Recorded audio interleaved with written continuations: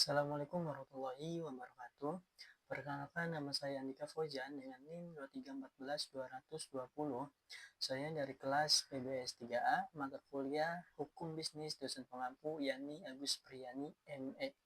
Kini saya akan mengerjakan kuis 2D.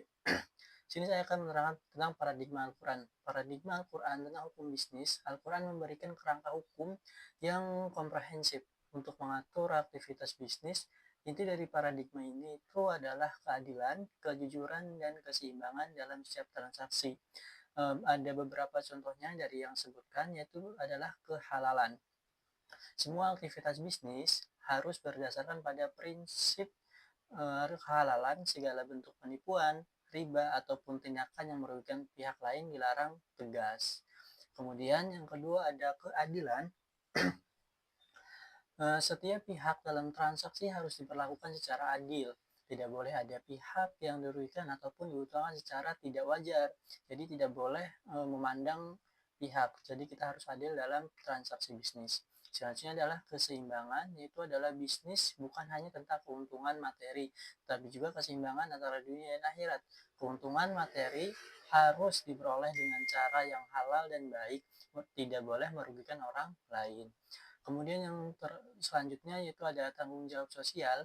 Bisnis memiliki tanggung jawab sosial untuk berkontribusi pada kesejahteraan masyarakat. Ini termasuk zakat, infak, dan sebagai bentuk kegiatan sosial lainnya. Kemudian yang selanjutnya itu kebebasan berkontrak. Islam memberikan kebebasan kepada individu untuk melakukan kontrak bisnis, akan tetapi dengan syarat yang tidak bertentangan dengan syariat-syariat ataupun prinsip-prinsip Islam.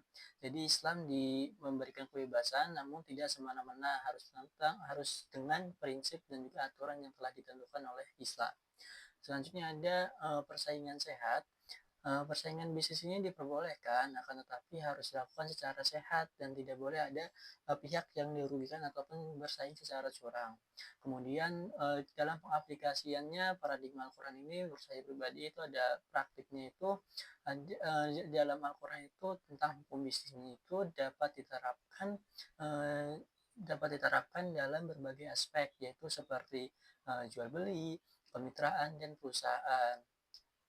Itu adalah beberapa contoh implementasi atau aplikasian dari paradigma bisnis di dalam Al-Quran. Kemudian dari paradigma Al-Quran sendiri, menurut saya tujuan utama dari berbisnis paradigma Al-Quran itu adalah tentang hukum bisnis, adalah menciptakan sistem ekonomi yang adil, makmur, dan berkelanjutan. Dengan menerapkan prinsip-prinsip ini diharapkan dapat terciptanya masyarakat sejahtera dan harmonis. Itu saja. Wassalamualaikum warahmatullahi wabarakatuh.